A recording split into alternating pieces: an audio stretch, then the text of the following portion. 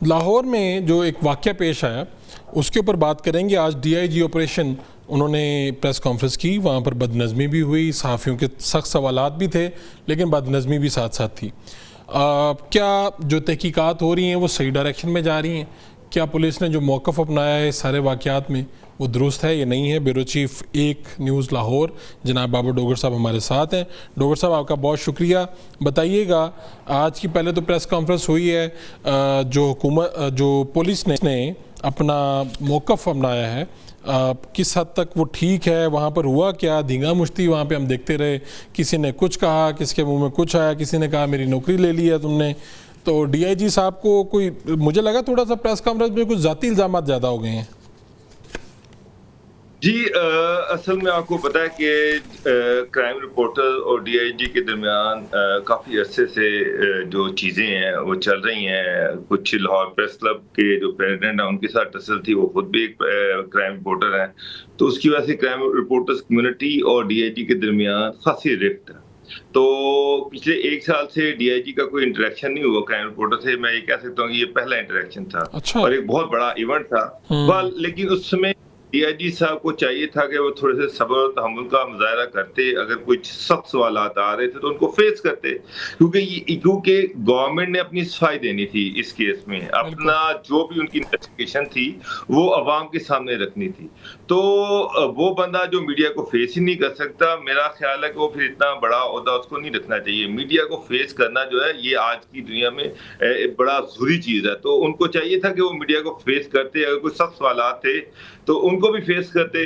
میں سب سے بڑا اہم سوال جو ان سے پوچھا جا رہا تھا, بار بار آ رہا تھا کہ جی ان کے خلاف ایک F I R S H O کے خلاف درج ہوئی ہے, اس میں اس کا بھی نام ہے اور وہ لاہور ہائی کورٹ کی ڈائریکشن پہ ہوئی ہے.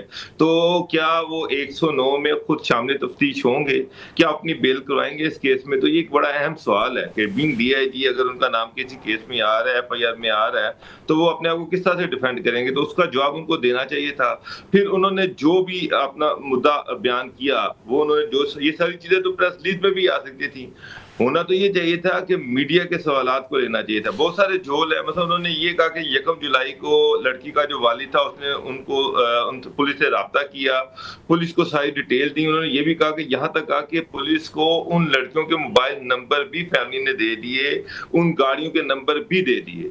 تو 3 جولائی تک پولیس ملزمان کو گرفتار نہیں کر سکی, اور 3 جولائی کو بھی جو ملزمان گرفتار ہوئے وہ اس طرح سے ہوئے کہ جو ملزم تھا وہ رضا ڈاٹ جو تھا وہ ان کو ایئرپورٹ لے کے جا رہا تھا. راستے میں گاڑی کا ایکسیڈنٹ ہو گیا.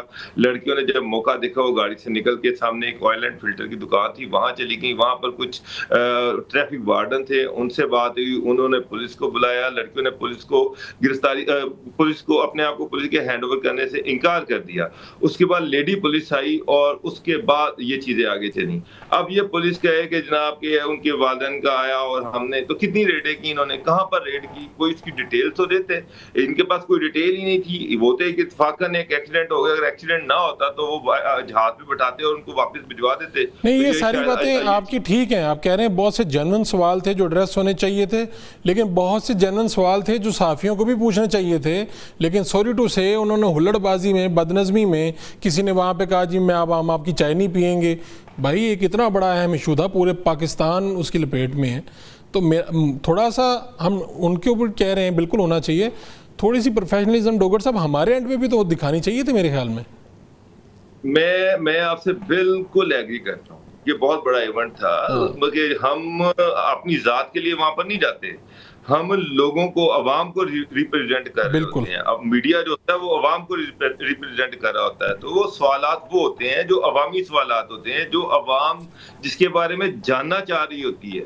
تو ہم ایسے سوالات کرتے ہیں. ایک حکومت کا موقف ہوتا ہے اور ایک ہم یہ کوشش کرتے ہیں کہ عوام کو تک اصل انفارمیشن پہنچانی ہے. وہاں پر ذاتی ایجنڈا نہیں ہونا چاہیے تھا. کہ بالکل میں آپ سے ایگری کرتا ہوں کہ اگر کوئی مخاصمت چل رہی تو وہ سکور کہیں اور سیٹل کر لیتے, بعد میں کر لیتے. لیکن یہاں پر جو ان کے جو بھی سوالات بنتے تھے وہ سوالات کرتے. کچھ لوگوں نے ویسے سیریس سوال کیے, اچھے سوال کیے, جن کو ڈی آئی جی صاحب نے اوائڈ کر دیا. لیکن کچھ لوگوں نے ذاتی نعت بھی وہاں پہ نکالنی شروع کر دی کہ جی آپ لوگوں سے ملتے نہیں, آپ جرنلسٹوں سے نہیں ملتے. اس سے نقصان یہ ہوا نا, نقصان یہ ہوا کہ آپ نے ان کو ایگزٹ دے دیا, جب آپ نے سوالات نہیں کیے، ذاتی باتیں شروع کر دیں تو ان کے لیے نکلنا مزید آسان ہو گیا وہاں سے، ورنہ ہم نے دیکھا ہے بالکل میں آپ سے ایگری کر رہا ہوں کہ ان کو ایگزٹ دے دیا گیا. ادروائز میری ایک بات سنیں، وہ یہ کہہ رہے ہیں کہ جو میجسٹریٹ تھا اس سے 165 کا بیان دلوانا تھا، اس لیے وہ گیا، میجسٹریٹ فون نہیں اٹھا رہا تھا. میری کئی سیشن ججز سے اس حوالے سے آج بات ہوئی کہ انہوں نے کہا جی میجسٹریٹ تو 24 گھنٹے کا ملازم ہوتا ہے، جیسا ایسا جو ہوتا ہے تو اس کو بیان لینا چاہیے تھا. تو وہ کہتے ہیں کہ جناب اگر میجسٹریٹ نے فون نہیں اٹھایا تو سیشن جج بھی یہاں پر موجود ہے، وہ سیشن جج کو کال کر لیتے. اتنی ایمرجنسی تھی، اگر اتنا بڑا ایشو تھا تو سیشن جج کو فون کرتے، اس کے علم میں یہ بات لاتے کہ میجسٹریٹ جو ہے اس کو آپ اویلیبل کریں. اچھا، جو انہوں نے موقف اپنایا اور جس طرح سے جو ڈیٹیلز دی ہیں آپ یہ کہہ رہے ہیں، جو میں نے آپ کی بات سمجھنے کی کوشش کی ہے، کہ آپ یہ کہہ رہے ہیں کہ یہ اگر 15 والی کال وہ نہ ہوتی جب لڑکیاں نکل کر بھاگی ہیں، انہوں نے ایک دکان میں پناہ لینے کی کوشش کی، کسی نے یہ بھی بتایا کہ وہ سڑک پر لیٹنے کی کوشش کی انہوں نے، اور وہ ایک فقرہ بار بار کہہ رہی تھی جس کا مطلب تھا قاتل یا اغوا کار. تو آپ کہہ رہے ہیں اگر وہ 15 کال نہ ہوتی تو پولیس نہ ان ملزمان تک پہنچ پاتی، نہ ان لڑکیوں تک پہنچ پاتی. دیکھیے ڈی آئی جی صاحب نے ایک لمبی چوڑی سٹوری سنا دی. ہم نے ایمبیسی سے رابطہ کیا، ہم نے ایمبیسی کو یہ کیا، ہم نے ایمبیسی کو وہ کیا.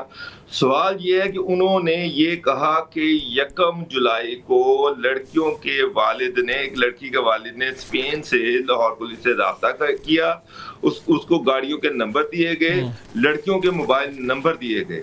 اب ڈی آئی جی صاحب یہ بتائیں 1 جولائی 2 جولائی اور 3 جولائی کو شام کو جا کے وہ لڑکیاں جو ہیں وہ ایکسیڈنٹ ہوتا ہے اور وہ وہاں پہ وہ سارا انسیڈنٹ آتا ہے. تو یہ باقی 3 دن پولیس کیا کرتی تھی؟ کتنی ریڈیں کی، ملزم تک پہنچنے کے لیے انہوں نے کتنی ایفرٹ کی، اپنا روز نامچہ دکھاتے، اس روز نامچے میں انہوں نے کتنی دفعہ لکھا کہ وہ ریڈ پر جا رہے ہیں لڑکی کو ٹریس کرنے کے لیے، ملزمان کو گرفتار کرنے کے لیے. اس میں تو کوئی چیز ہی نہیں ہے. اب یہ بتائیں اور اس کے بعد پولیس نے تو خود ارسٹ ہی نہیں کیا. یہ کوئی معمولی اب واقعہ نہیں رہا. اس میں اب میں دیکھ رہا تھا انڈین میڈیا سے فالو کر رہا ہے، انٹرنیشنل میڈیا، چونکہ 2 ملک بھی اس میں انوالو ہیں، ان کے بھی آخر شہری. تو یہ بتائیے کہ کیا پاکستان میں، پنجاب میں، لاہور میں اثر و رسوخ استعمال ہو رہا ہے؟ جو سیاسی خاندان اس سے ڈائریکٹلی لنک ہے، کیا وہ اپنا اثر و رسوخ استعمال کر رہے ہیں، یا وزیر اعلیٰ پنجاب آفس یا باقی جگہوں سے کیا آ رہے ہیں؟ آپ کی رپورٹنگ کیا کہتی ہے یا آپ کے ذرائع کیا کہتے ہیں؟ دیکھیں ابھی تک جس طرح سے اس کیس کو ہینڈل کیا گیا ہے، جس طرح سے یہ کیس جو ہے اس کی انویسٹیگیٹ ہو رہا ہے، تو وہ تو بڑا اوبویس ہے. پنجاب میں اس سے پہلے جتنے بھی کیسز ہو رہے ہیں، اگر اس کا کمپیریزن کر لیں، جس طرح کہ اس میں ریپ بھی شامل ہے، ریپ کا بھی شامل ہے، اس میں فورنرز کا اغوا بھی شامل ہے، اغوا برائے تاوان بھی شامل ہے. یہ ایک ہینیس کرائم ہے. اغوا برائے تاوان سب سے ہینیس کرائم ہوتا ہے، پھر فورنرز کا، پھر ان کو ریپ بھی کیا گیا. یہ سارا ہینیس کرائم ہے. آپ کو لگتا ہے کہ یہ جس طرح سے پولیس اس کو ڈیل کر رہی ہے ایک ہینیس کرائم کے طور پہ ڈیل کر رہی ہے؟ جو ٹریٹمنٹ ملزمان کو مل رہی ہے وہ ایک ہینیس کرائم کی ہے. اگر اس کی جگہ کوئی اور ہوتا، آج ان سے ایک سوال پوچھا گیا کہ یہ سی سی ٹی کے حوالے کیوں نہیں کیے گئے؟ انہوں نے کہا جی چونکہ یہ ریپ کا کیس ہے، ریپ جو ہے سی سی کی ڈومین میں نہیں آتا، لہٰذا یہ ان کو نہیں دیا گیا.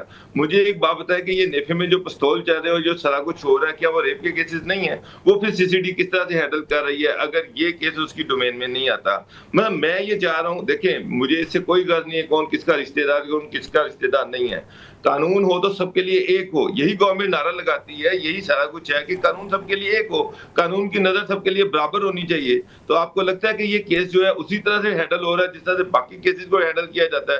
اگر کوئی عام شہری ہوتا، کوئی عام بندہ ہوتا اور یہ فورنرز کے اس طرح کے انسیڈنٹ میں وہ انوالو ہوتا تو اس طرح سے کیس آگے لے کے جایا جاتا. ڈاکٹر صاحب ایک آخری سوال ہے میرا آپ سے، مجھے شو ختم کرنا ہے، کہ پاکستان میں یا پنجاب میں ویمن پروٹیکشن کے حوالے سے کون سی خواتین یا پارلیمنٹیرین ہیں جو سرگرم ہیں؟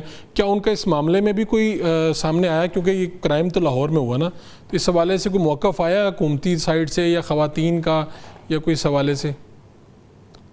دیکھیے حکومتی خواتین تو خیر اس میں کیا بولیں گی، اگر وہ یہ جنرل کیس ہوتا تو بہت زیادہ اسٹیٹمنٹس آنی شروع ہو جاتی ہے حکومتی خواتین کی طرف سے.